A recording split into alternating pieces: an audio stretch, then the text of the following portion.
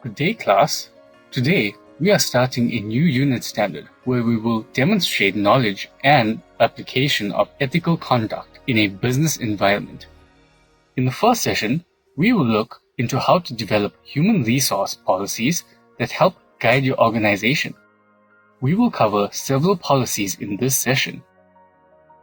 All these policies are regulated by human resources management, who plan, coordinate, and direct administrative functions of an organization.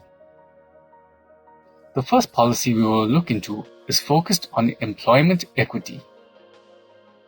In order to take responsibility to develop and maintain the human resource policy on employment equity, the organization acknowledges the fact that employees from diverse backgrounds contribute to the achievement of the company's goals and objectives of the Employment Equity Act. The purpose of an employment equity policy is to assist, guide, and create awareness in the organization in addressing imbalances of the past through implementing strategic human resource management interventions, which will apply to all employees of the organization and its subsidiaries regardless of their occupational level. You should ensure that your organization is committed to eliminating unfair discrimination, values diversity, and offers equal opportunity.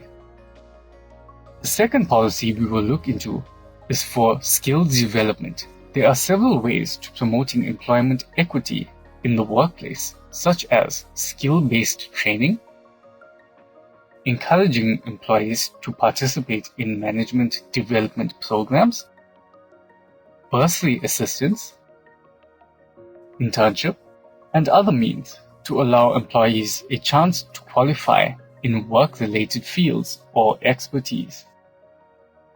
This policy is to make sure that all employees are able to do the work of their respective departments and provide a fair chance for everyone to better their skills and bring more value to the company despite their background. The third policy is directed to performance management.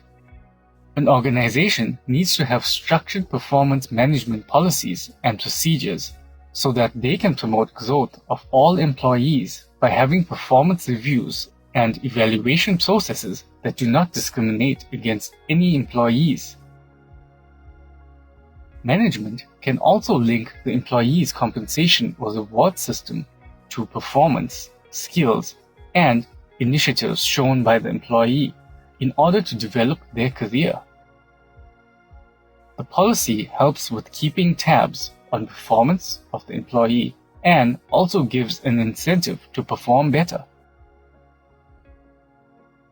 The fourth policy is focused on the recruitment and placement criteria. This policy aims to achieve the numerical target of the Employment Equity Plan and comply with the Employment Equity Act. There are 4 principles one should consider in order to achieve this objective. The first principle is to clearly define the skills, knowledge, and competency required for the vacant position so that you attract candidates that meet the requirements of the vacancy, and this way saving time by avoiding incompetent candidates. The principal method is to advertise all the vacancies through a recruitment agency that complies with your organization's specifications and requirements. The third principle is to ensure that the advertisement does not contain language that directly or indirectly discriminates against anyone. The fourth principle is to give employment preferences to suitably qualified candidates of the designated group according to the Employment Equity Act. The Employment Equity Act requires an organization to establish an employment equity forum, which will facilitate the development of the Employment Equity Plan and to also evaluate and monitor its implementation throughout the organization and its subsidiaries. The fifth policy is focused on training. It is put in place for diversity management with the intention of encouraging all the employees to treat each other with mutual respect and dignity, regardless of gender, race, creed, or disability, so that everyone is comfortable enough to work to the best of their ability while reflecting the diversity of a South African society. The sixth and last policy of our session is focused on the Remuneration Policy, which is an institutional policy that gives a framework from which all the salaries of the organization are determined. The objective of this policy is to attract the best qualified candidates while providing an equitable and consistent remuneration to all employees according to their assigned duties and responsibilities. We have come to the end of the first session, but I would recommend that in order to cover all these policies in depth, you should go over your learner guide.